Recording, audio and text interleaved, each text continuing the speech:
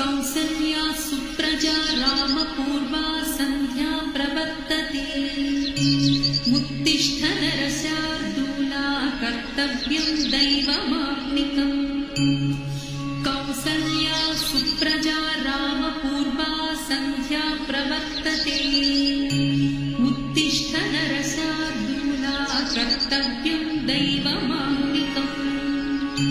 उत्तिष्ठोत्तिष्ठ गोविन्द उत्तिष्ठ गरुडध्वज उत्तिष्ठ कमलाकान्ता त्रैलोक्यं मङ्गलं कुरु उत्तिष्ठोत्तिष्ठ गोविन्द उत्तिष्ठ गरुडध्वज उत्तिष्ठ कमलाकान्ता त्रैलोक्यं मङ्गलं कुरु मातः समस्तजगतां मधुकैटभारे वक्षो विहारिणि मनोहर दिव्यमूर्ते श्रीस्वामिनिःसृतजनप्रियदानशीले श्रीवेङ्कटेशदयिते तव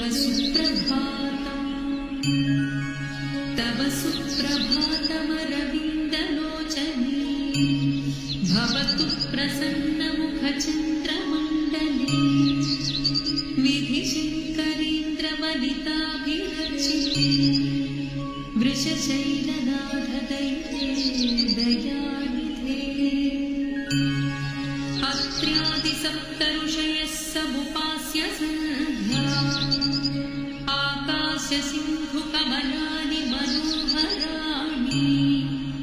आदाय पादयुगमर्चयितुं प्रपन्नाः शेषाद्रिशेखर विभो तव सुप्रभातम् पञ्चाननाब्जभव षण्मुखवासवाद्याः त्रैविक्रमादिचरितं विबुधाः स्तुवन्ति भाषापतिः पठति वासरशुद्धिमारात् शेषाद्रिशेखर विभो तव सुप्रभातम्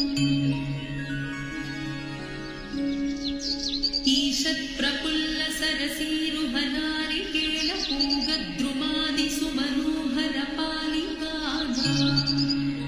आवाति मन्दमनिलः सह दिव्यगन्धैः शेषाद्रिशेखर विभो तव सुप्रभातम् उन्मील्य नेत्रयुगमुत्तमपञ्चरस्थाः पात्रावशिष्टकदलीफलपायसान् भुक्त्वा सलीलमधकेलिसुखाः पठन्ति शेषाद्रिशेखर विभो तव सुप्रभातम् तन्त्री प्रकर्षमधुरस्वनया विपञ्च्या गायत्यनन्तचरितं तव नारदोऽपि भाषा समग्रमसत्कृतचारुरम्यं शेषाद्रिशेखर विभो तव सुप्रभातम्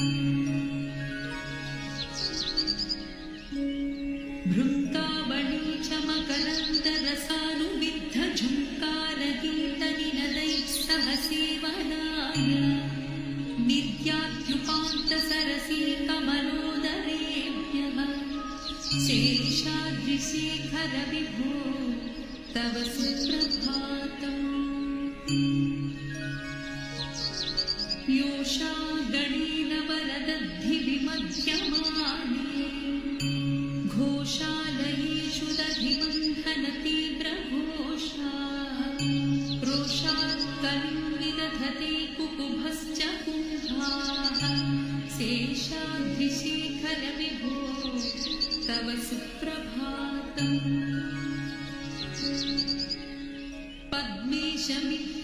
पद्मेशमित्रशतपत्रगतानि वर्गाः हर्तुं श्रियं कुवलयस्य निजाङ्गलक्ष्म्याः भेरीनिनादविबभिभ्रतिति प्रनादम् शेषाद्रिशेखर विभो तव सुप्रभातम्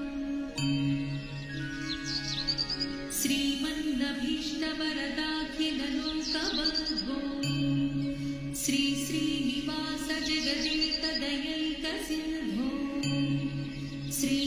सुमता